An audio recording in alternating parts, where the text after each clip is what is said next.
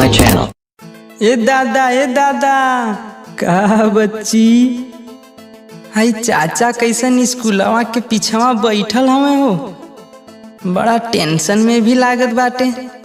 पूछ बच्ची पूछ का ये चाचा कैसन मुंह लटका के बैठल हवो, चाची के याद आवता का?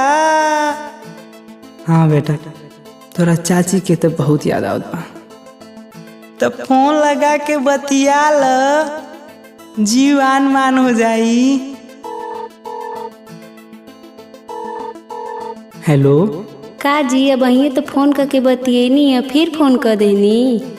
का करी हो, तोहरे बिना मने नहीं लागत, शरीर के अंदर एकदम बेचैनी छौले बा। अरे तनी सबर करी जी।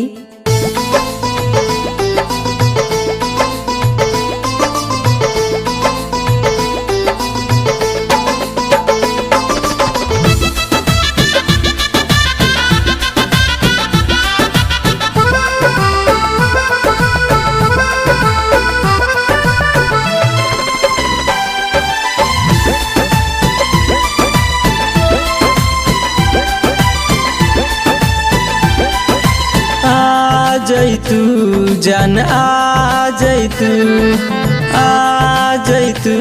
जान आ जैतू, अपना गोदिया में सुला जैतू। आ जैतू जान आ जैतू, अपना गोदिया में सुला जैतू। तनी कर दे जानू बस तने रहम, तनी कर दे जानू बस तने रहा।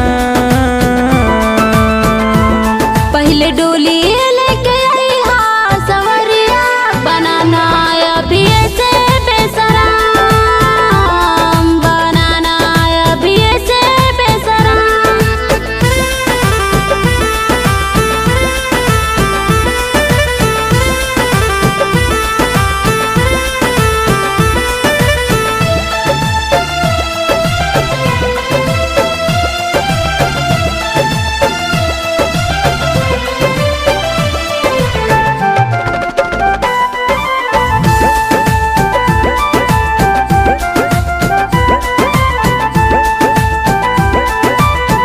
अगिया लगावेलू काहे पानी में, अभी से डाला तारा परेशानी में।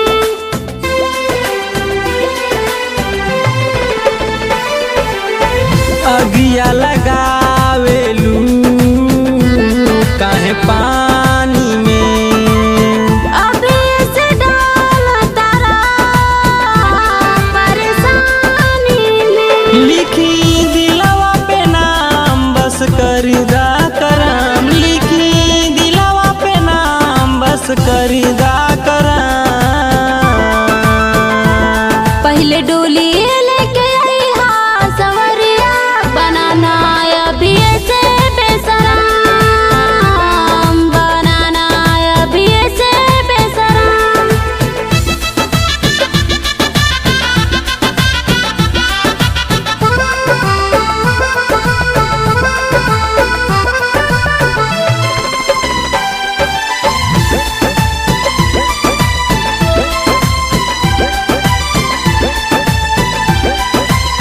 तोहरा के मन ले बानी